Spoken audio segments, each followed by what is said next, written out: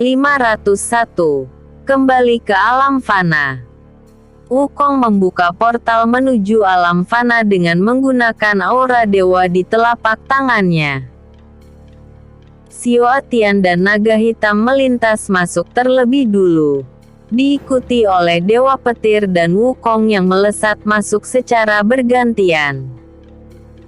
Suasana di luar portal nampak kacau, di mana begitu banyak mayat iblis tergeletak di berbagai penjuru. Kemunculan portal emas yang mengeluarkan Xiao Tian dan rombongannya tentu saja menarik perhatian semua orang.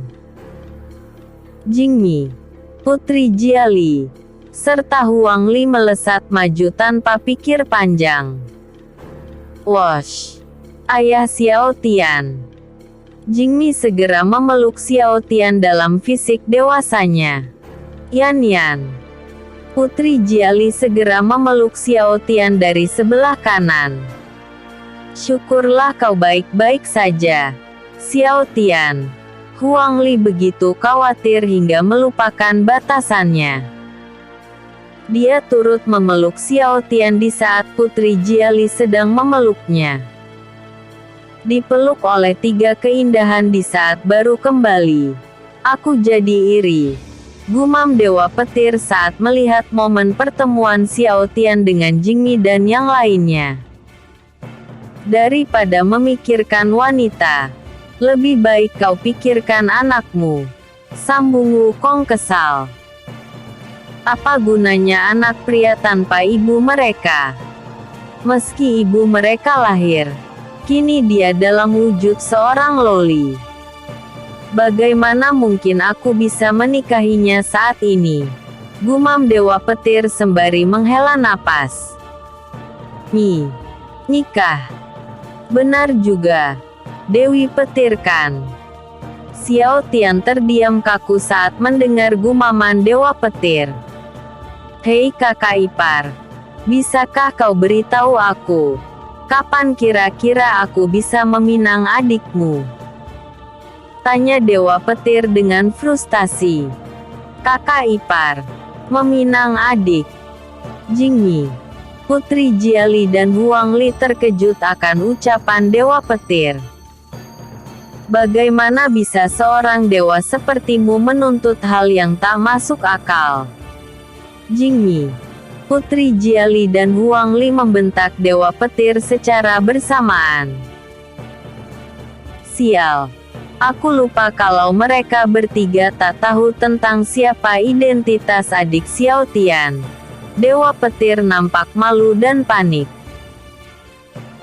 Alih-alih menolong dewa petir menjelaskan semuanya, Xiao Tian malah berteleportasi meninggalkan dewa petir sembari membawa naga hitam dan ketiga wanita yang sedang memeluknya. Dasar murid tak tahu diri, pikir dewa petir dengan kesal. Setelah bertegur sapa dengan semua orang, Xiao Tian menjelaskan kondisinya saat ini. Dia memerlukan bantuan semua orang untuk melucuti jirah dan pusaka tingkat tinggi dari mayat para iblis. Dia tak ingin seseorang menggunakan benda merepotkan itu untuk tujuan jahat. Dengan bantuan Sekte Badal Berduri serta seluruh anggota kerajaan yang tunduk di bawah pimpinan Xiao Tian, proses pelucutan pusaka serta pemusnahan mayat iblis pun dapat diselesaikan lebih cepat dari perkiraan. Sebagai kompensasi atas bantuan mereka, Wukong mendapat izin untuk memberikan sebagian pusaka tingkat tinggi kepada pasukan Xiao Tian. Dengan demikian, lengkap sudah kekuatan tempur pasukan Xiao Tian. Bagi mereka yang sekarang, pasukan pembasmi iblis ataupun pasukan kerajaan Ning bukanlah sebuah masalah lagi. Setelah memulihkan energi dan memperbaiki bangunan sekte yang hancur, Xiao Tian segera mengangkat pedangnya di hadapan semua orang dan berkata, Besok adalah akhir bagi Kekaisaran Ning dan para pembasmi iblis. Seperti sekte kita, luapan gelombang serangan siluman dan iblis pasti menghancurkan formasi dan pertahanan mereka. Dengan memanfaatkan kelemahan ini, kita akan memusnahkan mereka dari daratan elemen. Hidup yang mulia Maharaja Xiao Tian, ucap Taiwu dengan semangat. Hidup, ucap semua orang secara kompak. Hidup yang mulia Maharaja Xiao Tian, ucap para raja siluman yang tunduk kepada Xiao Tian. Hidup, seru semua dengan kompak. Kamar Xiao Tian dan Putri Jiali. Apakah benar ini akan baik-baik saja? Kau bahkan belum beristirahat dengan benar, ucap Jiali khawatir. Suamimu ini telah mengalahkan musuh alam dewa. Memangnya musuh di alam fana bisa apa? Ucap Xiao Tian sembari mengelus kepala Jiali. Dia mengatakan hal itu bukan untuk meremehkan lawannya, melainkan untuk menghibur hati Jiali yang nampak ragu akan keputusan Xiao Tian yang mendadak. Ada kemungkinan setengah dari ego Blood Chameleon bekerja sama dengan Kekaisaran Ning atau sekte pembasmi iblis. Aku harus tetap waspada dan tak boleh gegabah. Xiao Tian memeluk Jiali yang segera tidur di sampingnya. Jadi menurut ingatanmu, aku adalah reinkarnasi dari Red Dragon yang tewas di tangan Blood Chameleon. Sunlong yang menggunakan tubuh manusianya menatap serius naga hitam dalam bentuk mininya. Ya, dan kemungkinan besar, pria yang memburu dirimu dan seluruh keturunanmu adalah setengah dari ego Blood Chameleon yang mengejarmu hingga kemari karena gagal menyerap inti nagamu. Naga hitam menatap Sunlong dengan serius. Jadi alasan dia mendekatiku dan menghancurkan hidup keturunanku adalah hanya karena inti nagaku. Dasar bajingan. Sunlong mengumpat kesal akan masa kelam yang dia alami. Maafkan aku karena membuatmu mengingat hal pahit itu, ucap naga hitam dengan tak enak hati. Tak masalah. Setidaknya kini aku tahu maksud dan tujuan dari musuh bebuyutanku. Terima kasih karena mau berbagi informasi denganku, naga hitam. Sunlong tersenyum lega. Tak perlu sungkan padaku. Lagi pula kita memiliki leluhur yang sama. Red Dragon. Sunlong. Naga hitam tersenyum haru. Di suatu tempat entah di mana. Daratan yang begitu gersang dan dihiasi begitu banyak mayat naga. Sebentar lagi akan kuambil alih inti nagamu secara sempurna. Tunggulah aku, Black Dragon. Akan kurebut inti nagamu seperti apa yang kulakukan terhadap Red Dragon. Dengan begitu, aku akan sanggup melawan White Dragon dan merebut inti naganya. Setelah itu, alam suci akan berada di bawah genggamanku. Hahaha. Pria bercaping dan memiliki luka cakar di wajahnya tertawa dengan begitu kencang. 502. Menyerbu Kekaisaran Ning. Taiwu memimpin pasukan naga biru, beserta prajurit kerajaan petir yang telah dilengkapi jirah hitam yang merupakan pusaka rampasan dari rombongan iblis dan siluman. Raja Siluman Rubah Merah, Raja Siluman Rusa, Raja Siluman Kelinci dan Raja Siluman Angsa memimpin setiap ras mereka untuk bersiap berperang. Jenderal Tai Long, Jenderal Tai Feng, dan Jenderal Tai Zeng memimpin pasukan elit kerajaan petir yang bersenjatakan tombak emas. Xiao Hong dan Xiao Zhaoye memimpin sekelompok pasukan khusus kerajaan yang biasa bertugas di bawah perintah Topeng Bencana. Jenderal Huang Cheng memimpin seluruh pasukan keluarga Huang yang berjirah putih dan bersimbol kerajaan petir. Pasukan roh iblis yang telah menguasai tubuh baru mereka berkumpul di satu tempat dalam komando Sunlong.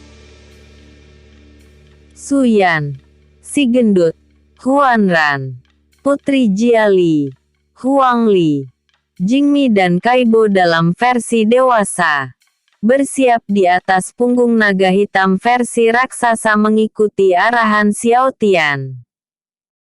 Patriarch Bai dan seluruh anggota Sekte Badai Berduri berselap di bawah pimpinan Tianzong.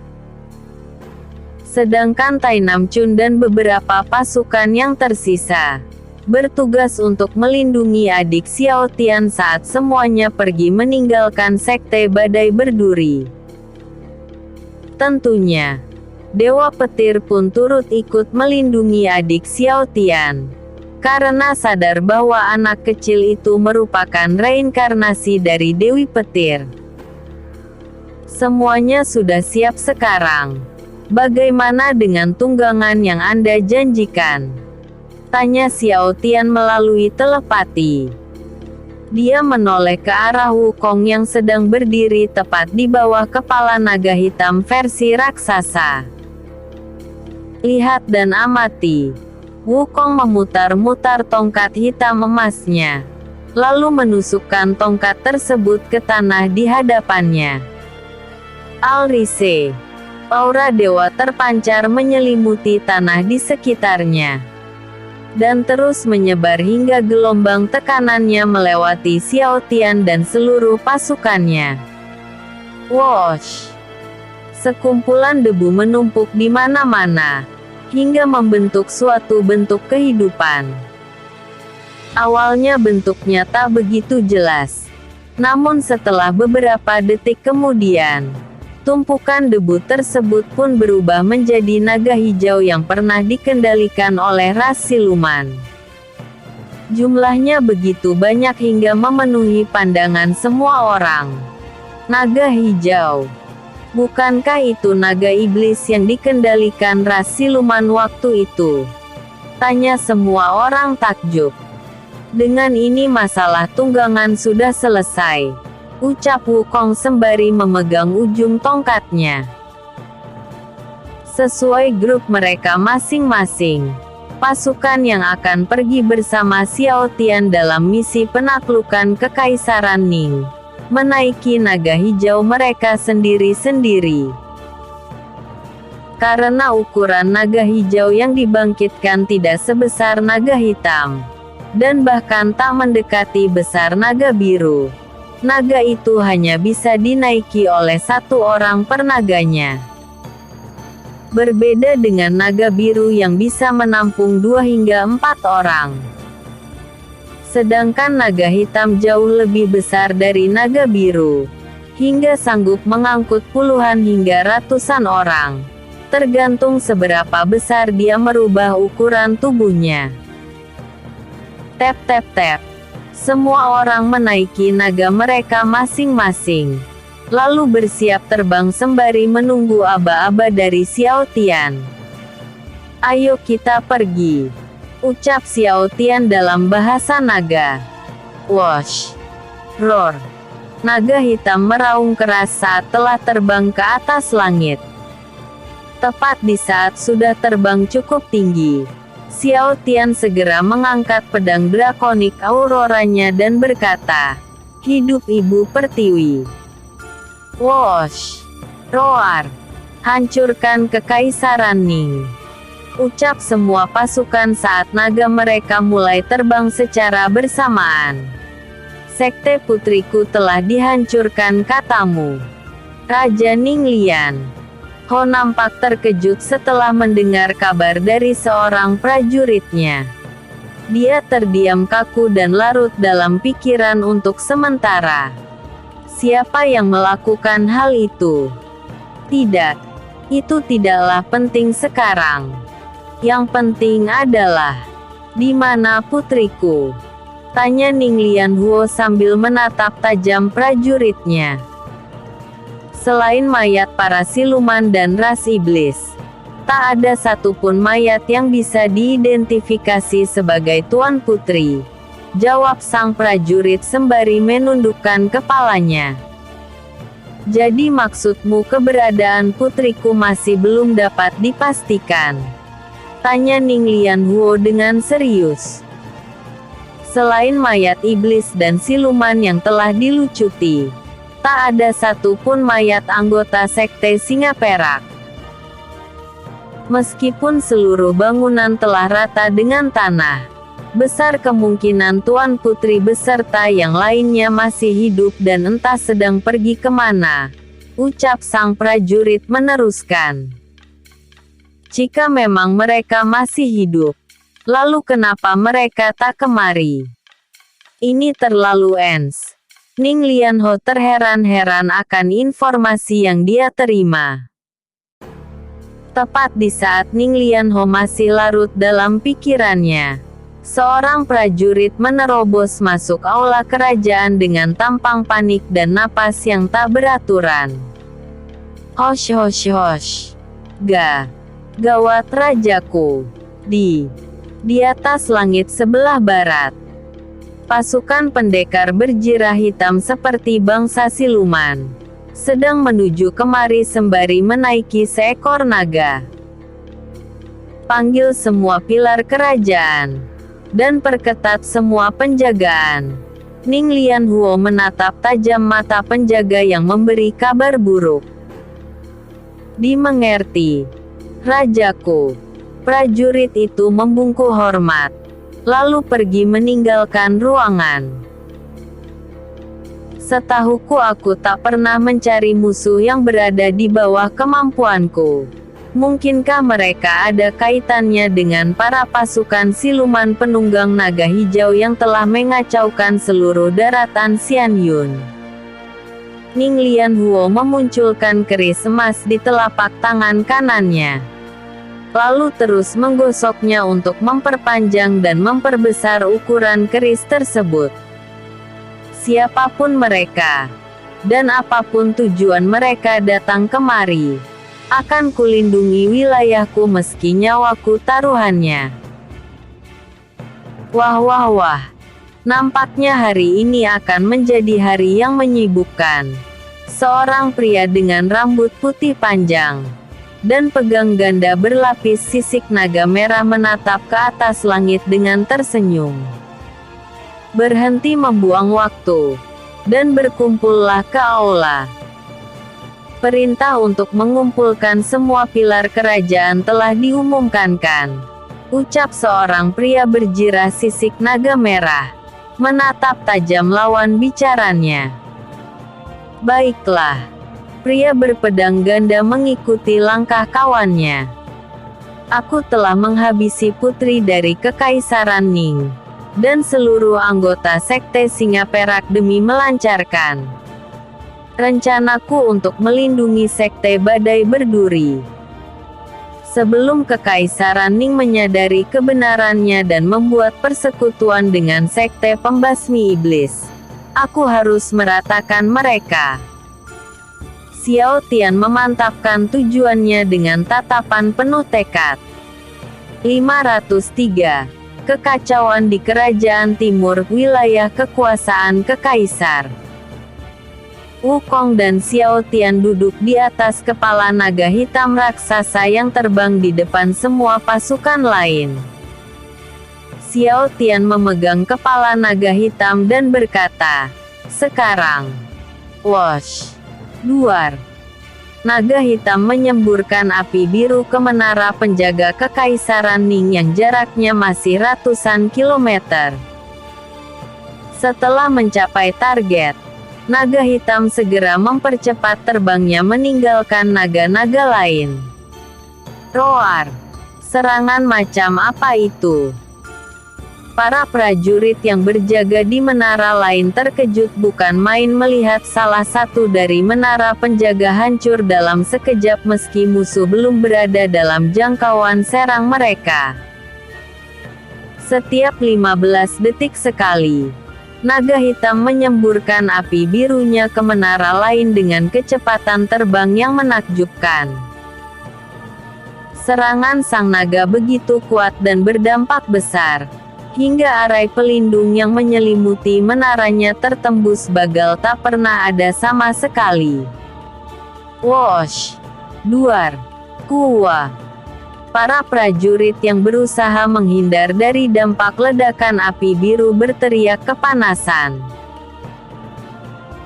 Di saat Xiao Tian dan naga hitam melesat maju menuju istana sang raja, Tai Wu dan pasukan naga birunya memutar ke kanan. Sun Long beserta pasukan roh iblis memutar ke kiri, sedangkan sisanya terbang ke tengah mengikuti laju terbang Xiao Tian. Kreat! Duar! Naga biru menyemburkan laser berlapis petir biru untuk membumi hanguskan musuh yang dapat mereka jangkau. Ratakan semua pasukan musuh. Ratakan terus hingga tak ada yang sanggup melarikan diri. Tai Wu mengangkat suaranya. Wosh! Ses! Naga hijau memuntahkan ludah asam untuk melelehkan seluruh menara dan prajurit musuh yang terlihat, mengikuti perintah Sun Long dan para roh iblis yang menaiki tubuh mereka. Jangan biarkan satupun dari mereka lolos. Sun Long melemparkan bola-bola api dari kedua tangannya sembari menaiki naga hijau yang terus melontarkan ludah asam ke arah musuh. Para pilar kerajaan berkumpul di satu ruangan mengikuti arahan raja mereka. Terdapat 5 orang pilar kerajaan yang terkumpul. Ning Lian Meng, gadis berambut merah panjang dan bersenjatakan cambuk naga ekor merah. Dia berjirah emas layaknya keempat pilar kerajaan yang lain dengan lambang tengkorak naga di bagian tengahnya. Dia datang paling awal menghadap sang raja. Salam yang mulia. Selang beberapa detik sejak ucapan salam Ning Lian Meng dilontarkan, Ning Lian Zhen, pria berambut hitam panjang dan bersenjatakan pedang ganda berjalan masuk bersama Ning Lian Xuan yang tak memakai senjata apapun selain jirah merah yang terbuat dari sisik naga merah. Sama halnya dengan Ning Lian Zhen, dia memiliki rambut hitam yang agak panjang. Bedanya dia mengikat rambut miliknya dengan kain merah tak seperti Ning Lian Zhen yang membiarkannya terurai bebas. Hormat kami, Yang Mulia. Tak lama setelah pemberian hormat Ning Lian Zhen dan Ning Lian Xuan, seseorang dengan cakar naga merah di kedua tangan dan kakinya berjalan masuk ke dalam ruangan. Berbeda dengan ketiga pilar kerajaan, dia berjalan dengan cukup sombong dan terkesan tak menghargai sang raja. Bersamaan dengan masuknya pria berambut putih itu, seseorang dengan rambut putih dan tak kalah panjang seperti pria yang berjalan mendahuluinya, berjalan masuk dengan bersenjatakan tombak berlapis sisik naga merah dan sarung tangan yang dibentuk dari tulang kepala naga berjalan masuk dengan cara yang tak kalah sombong. Ning Chen memberi hormat kepada Yang Mulia, ucap pria bercakar naga merah dengan senyum palsunya. Ning Yuan memberi hormat kepada Yang Mulia, pria bersenjatakan tombak naga merah dengan sarung tangan tengkorak naga memberi hormat tanpa membungkukkan badannya. Dasar tak punya sopan santun, pikir ketiga pilar sembari menatap dua pilar kerajaan yang tak menghargai sang raja. Kami berada di sini atas perintah dari sang kaisar. Keluarga cabang seperti kalian tak dapat mendapat hormat dari kami. Ning Yuan dan Ning Chen menatap semua orang termasuk raja dengan sinis. Andai saja mereka bukan berasal dari keluarga inti. Ning Lianhuo menatap kesal kedua pilar kerajaan yang tak pernah menghargai dirinya. Kerajaan telah diserang oleh musuh yang tak diketahui. Kenapa Anda malah mengumpulkan kami di sini, Yang Mulia? Tanya Ning Yuan tanpa merubah perilakunya. Kerajaan Barat telah dihancurkan. Ning Lianho beserta sekte yang dibangun oleh putriku juga menghilang tanpa jejak.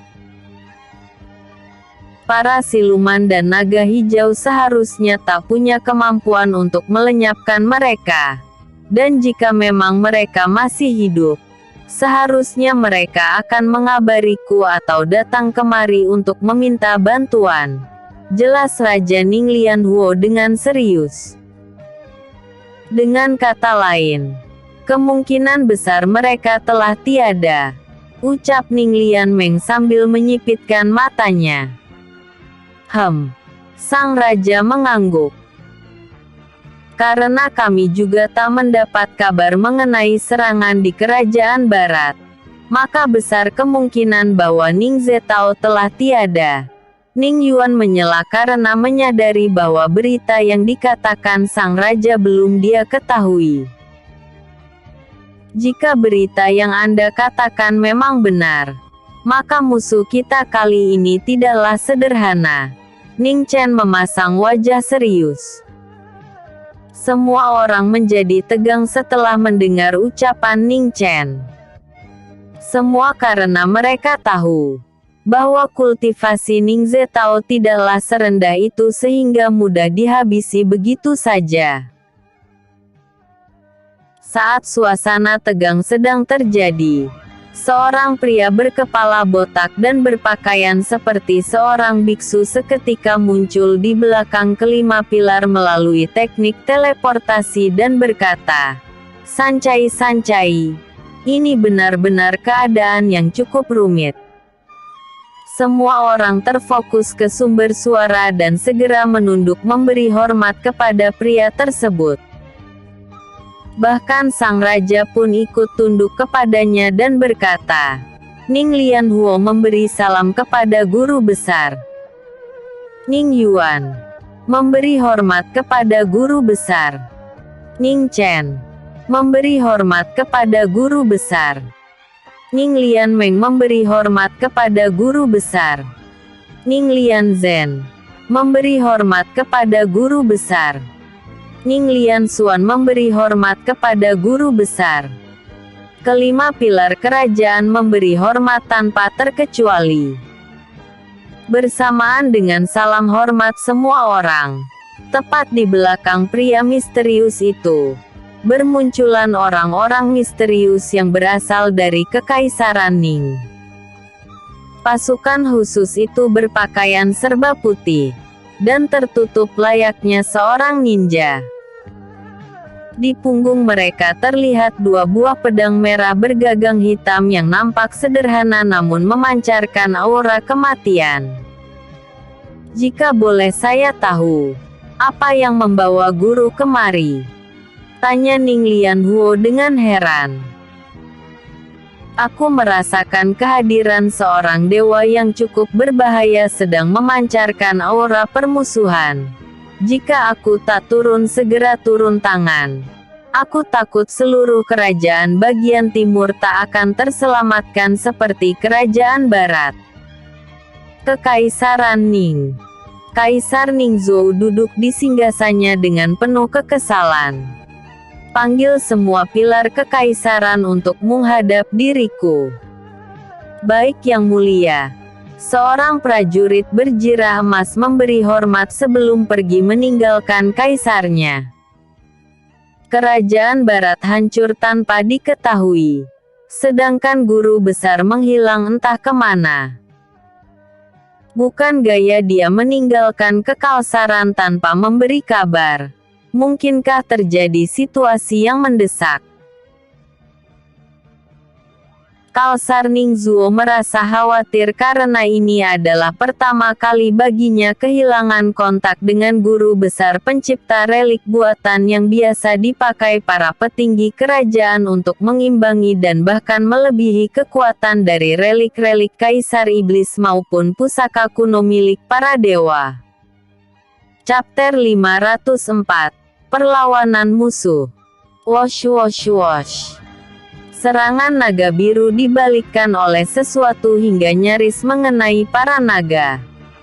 Untungnya refleks para naga begitu cepat hingga sanggup menghindar dari serangan balik tersebut. Tap tap tap. Pasukan ninja merah berpedang ganda muncul secara bersamaan di setiap punggung naga biru yang ditunggangi oleh 2 orang prajurit. Tring, tring. 2 orang prajurit beradu pedang dengan ninja merah berpedang ganda yang muncul di atas naga mereka. Seorang pria berpedang ganda mengarahkan salah satu pedangnya ke leher Taiwu. Teleport. Taiwu muncul seketika di belakang pria tersebut, memunculkan 2 pedang yang dia simpan dalam cincin ruangnya. Lalu mengarahkan salah satunya ke leher pria tersebut. Teknik teleportasi ya. Menarik, Ning Lianzhen tersenyum sembari melapisi tubuhnya dengan aura merah yang mencekam. Sembari melapisi kedua pedangnya dengan aura yang kuat, Taiwu menebas leher pria tersebut tanpa ragu-ragu. Namun pria itu menghindar dengan kecepatan tinggi dan menjatuhkan serangan balasan ke arah Taiwu. Demi melindungi dirinya, Taiwu pun mencoba menahan serangan balasan tersebut dengan kedua pedangnya. Terang, kretak. Pedang Taiwu yang berlapis aura pedang tingkat tinggi perlahan menunjukkan tanda-tanda keretakan. Aura pedang yang menakjubkan. Kita lihat seberapa lama kau sanggup menahan tekanan dari pedang sisik naga merahku. Ning Lianzhen tersenyum sembari terus menambah tekanannya. Kultivasinya berada di bawahku. Tapi apa-apaan dengan tekanan dari pedang miliknya ini? Taiwu nampak terpojok hingga meneteskan begitu hanya keringat di dahinya. Sunlong dan pasukan roh iblis yang menunggangi naga hijau diserang oleh panah api yang diterbangkan oleh ratusan prajurit berjirah merah. Wosh! Klep klep klep. Panah-panah tersebut tak dapat dihentikan oleh ludah asam para naga hijau maupun arai pelindung yang dimunculkan oleh para roh iblis. Tap tap tap. Para roh iblis melompat turun sembari melirik anak panah yang telah mengenai para naga hijau. Semua anak panah itu adalah relik. Tap. Sunlong melompat turun dari naga hijaunya yang telah terluka. Berbeda dengan para roh iblis yang terfokus pada anak panah yang tak dapat mereka hentikan, Sunlong lebih terfokus pada pemimpin dari prajurit berjirah merah yang memakai 4 cakar naga. Cakar naga merah. Sunlong merasakan ikatan dengan cakar-cakar itu, karena iblis naga merah merupakan keturunan langsungnya sebagai seorang kaisar iblis. Beraninya kau menggunakan tubuh ras iblis naga merah sebagai senjata. Sunlong memancarkan aura iblis naga merah, sembari memunculkan 9 ekor hitam di belakangnya. Aura iblis naga yang cukup murni. Apakah kau salah satu dari keturunan naga merah yang telah lama musnah? Tanya Ning Chen sembari memancarkan aura naga di setiap cakarnya. Sancai-sancai. Musuh kerajaan timur adalah musuh bagi kekaisaran Ning. Atas nama sang kaisar, tunduklah. Great Gravity Area. Sebuah lingkaran sihir yang begitu besar dan luas membentang lebar tepat di bawah Xiao Tian. dan para pasukan yang mengikutinya. Sihir apa itu? Ucap Putri Jialidan yang duduk di atas punggung naga hitam bersama yang lainnya. Sihir ini. Wukong terkejut saat melihat pria yang menjadi pusat dari lingkaran sihir tersebut. Wajah itu. Guru. Ucap Wukong dengan terkejut. Guru.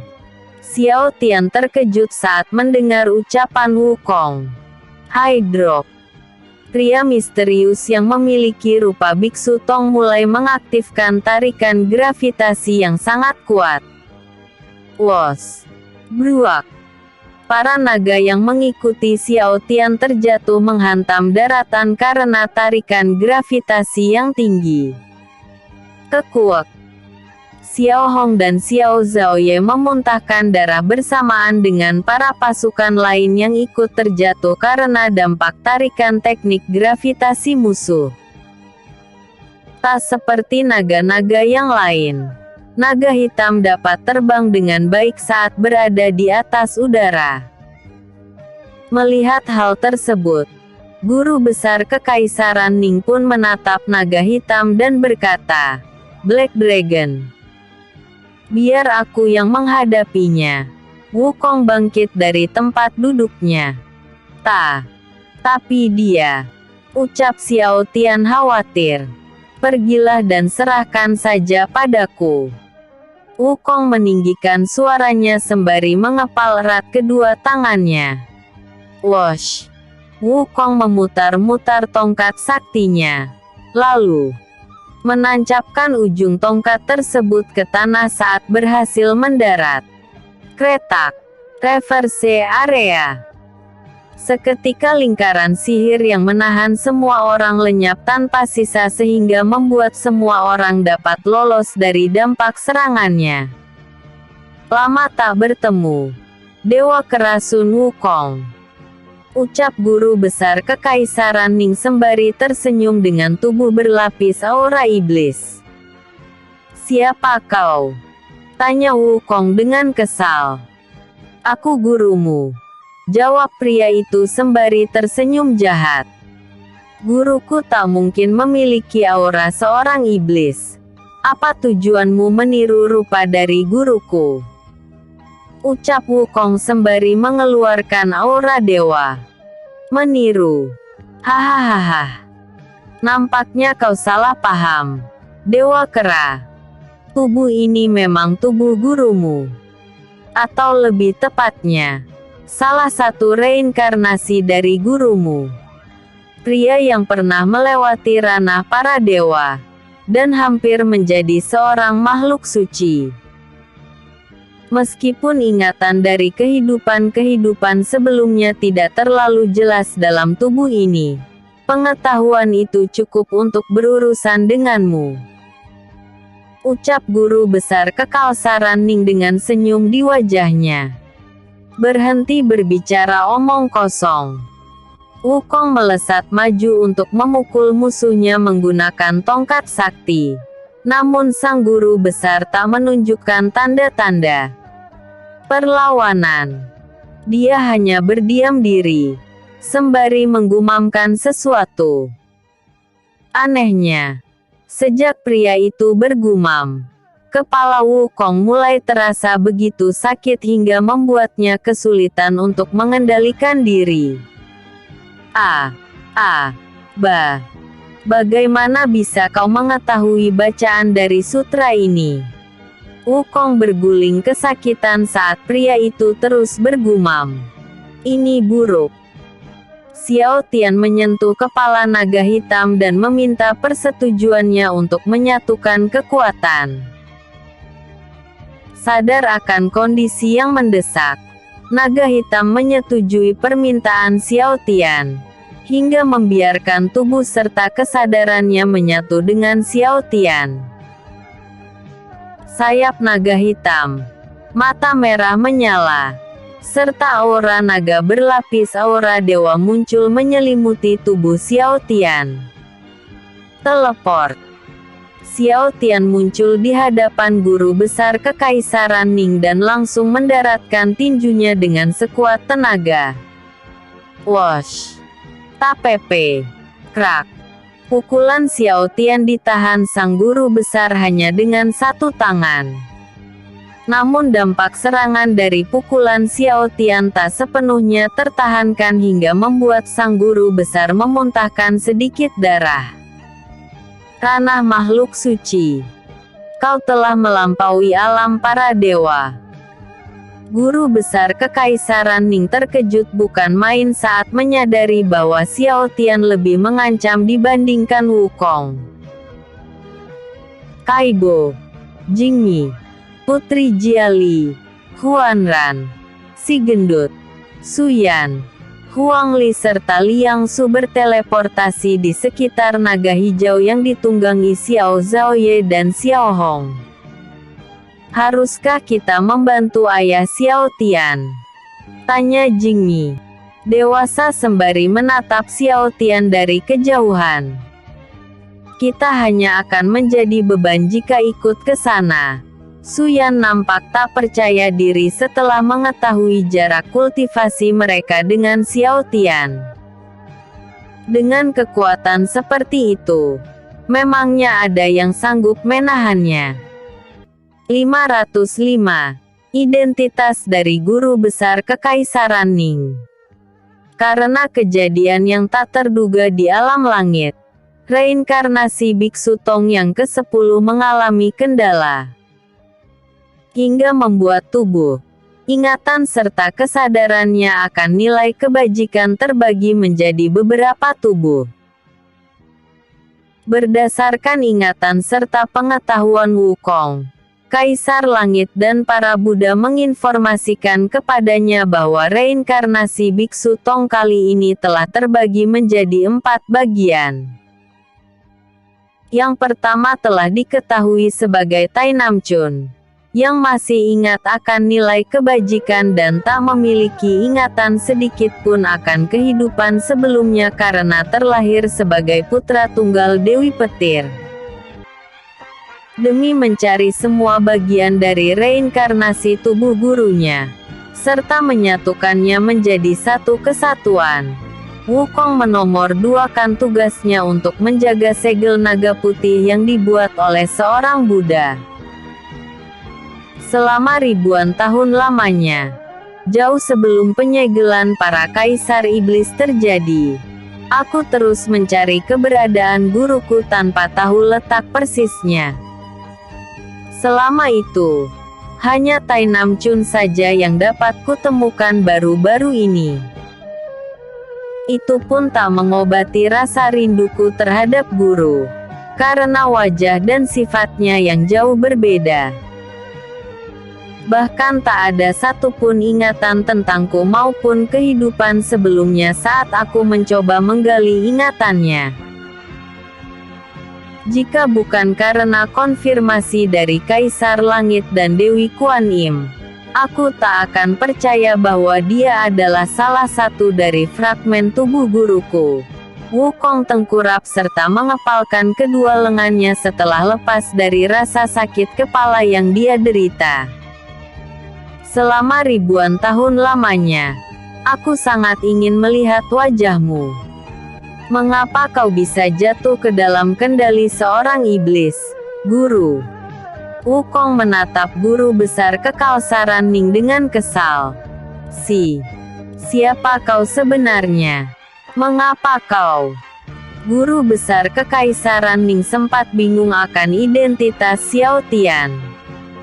Namun setelah memperhatikan wajahnya dengan benar, dia teringat akan bayangan ingatan tentang seorang bocah. Bersamaan dengan datangnya ingatan tersebut, dia pun berkata, "Yan kecil." Xiao Tian mengurangi kekuatannya setelah mendengar ucapan guru besar Kekaisaran Ning. Hanya guruku yang mengetahui panggilan itu. Bagaimana bisa kau? Tanya Xiao Tian heran. Selama ribuan tahun lamanya, aku sangat ingin melihat wajahmu. Mengapa kau bisa jatuh ke dalam kendali seorang iblis, guru? Wukong menatap guru besar Kekaisaran Ning dengan kesal. Siapa kau sebenarnya? Mengapa kau? Guru besar Kekaisaran Ning sempat bingung akan identitas Xiao Tian. Namun setelah memperhatikan wajahnya dengan benar, dia teringat akan bayangan ingatan tentang seorang bocah.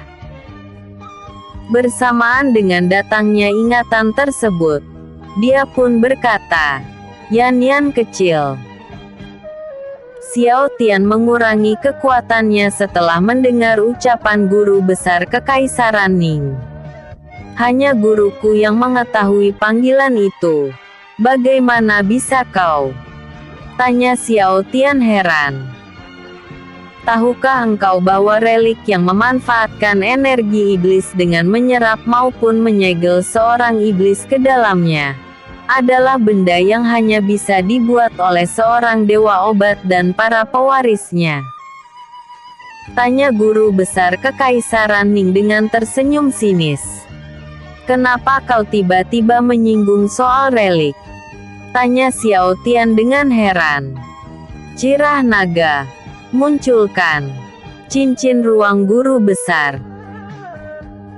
Kekaisaran Ning memunculkan keempat cakar naga merah, satu pelindung kepala yang menyerupai tengkorak kepala naga, dua sayap naga merah, pedang ganda sisik naga, jirah sisik naga, cambuk ekor naga, serta set pelindung tubuh lengkap yang juga terbuat dari lapisan tubuh ras iblis naga merah. Satukan. Seketika semua relik yang dia munculkan melesat mendekat hingga melekat di seluruh tubuh guru besar Kekaisaran Ning. Wujudnya kali ini tak terlihat seperti biksu Tong lagi karena terbungkus oleh bagian-bagian dari relik buatannya. Kepala naga merah melindungi kepalanya. Keempat cakar naga terpasang di setiap jari-jarinya. Cambuk ekor naga terpasang di bagian belakangnya. Jirah sisik naga terpasang di badannya. Kedua sayap naga menempel di belakang punggungnya. Kedua pedang ganas sedangkan relik tipe pelindung tubuh lainnya menempel erat di bagian yang tak terlindungi hingga membuat fisiknya terlihat persis seperti fisik seekor naga merah murni yang telah lama dianggap musnah. Apakah semua itu relik? Xiao Tian terkejut saat menyadari betapa banyaknya relik tingkat tinggi yang dimunculkan guru besar Kekaisaran Ning saat dia melangkah mundur dan menyatukan seluruh bagian reliknya. Lebih tepatnya semua ini adalah mahakaryaku, ucap guru besar Kekaisaran Ning dengan tangan yang diangkat tinggi-tinggi sebagai tanda akan tingginya rasa bangga akan pencapaiannya. Saat itu, kedua lengannya sedang memegang pedang ganda berlapis sisik naga merah yang terbang mendekat saat proses penyatuan tubuhnya selesai. Jadi kau pencipta relik buatan yang sanggup menyamai kekuatan relik Kaisar Iblis. Xiao Tian terbelalak kaget. Tepat sekali, ucap guru besar Kekaisaran Ning sembari menurunkan kedua lengannya. Aku memang penasaran akan bagaimana caramu mengetahui rahasia pembuatan relik hingga sanggup membuat duplikatnya. Namun rasa penasaranku terhadap pengetahuanmu akan cara guruku memanggilku jauh di atas semua itu. Jika kau berkenan, bisakah kau memberi beritahuku dari mana kau mengetahui panggilan itu? Tanya Xiao Tian serius. Ingatan, jawab guru besar Kekaisaran Ning sembari membalas tatapan Xiao Tian. Ingatan. Xiao Tian semakin terlihat bingung. Kaisar Iblis Seku. Wukong menyela setelah mendengar ucapan guru besar Kekaisaran Ning. Akhirnya kau mengingatku dengan baik, Dewa Kera. Kaisar Iblis Seku tersenyum senang di balik pelindungnya. Jadi dia seorang Kaisar Iblis. Lalu bagaimana dia bisa memiliki ingatan guruku? Pikir Xiao Tian heran. Sejak Kaisar Ningzhou melepaskan segel yang membelengguku di dalam relik terkutuk buatan pria tua itu, aku sudah berjanji untuk membalas budinya dengan melindungi serta memperluas wilayah kekuasaannya. Awalnya aku ragu akan janji yang kubuat sendiri. Namun setelah menelan relik yang pernah menyegel diriku, tak kusangka aku malah mendapat fragmen ingatan dari pria tua itu. Bahkan mendapat pengetahuan untuk membentuk relik. Bukankah itu hebat? Hahaha. Kaisar Iblis Seku tertawa jahat. Lalu bagaimana caramu mendapat tubuh dan ingatan guruku? Tanya Wukong heran. Menelan relik tingkat tinggi saat terbebas memang sangatlah bermanfaat bagiku. Namun karena relik itu memiliki kemampuan untuk menyerap dan menyegel energi iblisku, fisik serta energiku perlahan lenyap seiring berjalannya waktu. Aku mendapat kabar bahwa putri dari raja kerajaan ini telah mempraktekkan metode sesat yang mengorbankan jiwa manusia untuk memperkuat kultivasi. Karena tertarik akan teknik itu, aku datang ke tempat ini dan sempat bertegur sapa dengan sang putri. Alih-alih menutupi metode sesatnya, sang putri malah menunjukkannya padaku dan menceritakan hal menarik bahwa dia adalah Kaisar Iblis Jian, sobat seperjuanganku. Kaisar Iblis Seku nampak begitu bersemangat. Lalu apa hubungan itu dengan tubuh guruku? Tanya Wukong serius. Metode yang dia ajarkan tak hanya metode pengorbanan tubuh, tetapi juga teknik rahasia miliknya, yaitu teknik pemindahan kesadaran. Aku tak begitu mengenal wajah Biksu Tong. Fakta bahwa aku menguasai tubuhnya kali ini murni hanya karena sebuah kebetulan. Kaisar Iblis Seki menurunkan nada bicaranya. Bagaimana bisa begitu? Tanya Xiao Tian dengan heran. Reinkarnasi Biksu Tong hanya kebetulan menjadi salah satu korban dari metode sesat yang telah kupelajari dari Kaisar Iblis Jian. Sungguh, awalnya kupikir dia seorang biksu biasa yang hidup di kawasan kumuh. Awalnya kupikir aku hanya akan menggunakan tubuh ini untuk sementara. Namun setelah mendapatkan ingatan dari jiwa yang kutelan ini, cara pandangku terhadap tubuh ini berubah drastis. Aku menganggap pria sebagai sebuah keberuntungan yang tinggi. Hahaha. Kaisar Iblis Seki tertawa lepas setelah menceritakan masa lalunya. Jiwa yang kau telan? Tanya Wukong dengan penuh emosi. Ya. Benar sekali. Aku sudah menelan habis fragmen jiwa milik gurumu. Bukankah itu hebat, Dewa Kera? Ledek Kaisar Iblis Seki sembari memasang kuda-kuda. Matilah kau, Kaisar Iblis Seki. Wukong melesat cepat mendekati musuhnya dan menjatuhkan tongkat hitam emasnya sekuat mungkin. Tap.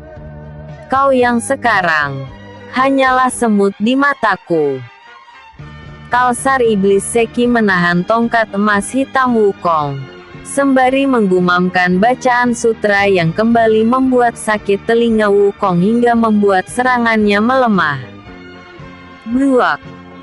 Wukong dipukul mundur oleh Kaisar Iblis Seki tepat di saat dia masih merasakan sakit kepala yang luar biasa. Tep! Xiao Tian menangkap punggung Wukong yang terlempar mundur. Serahkan saja dia padaku. Xiao Tian berjalan maju lalu memunculkan pedang drakonik Aurora. Bah! Baiklah. Wukong melangkah mundur sejauh mungkin agar menjauh dari efek pembacaan sutra. Bersambung 506. Dragon Control.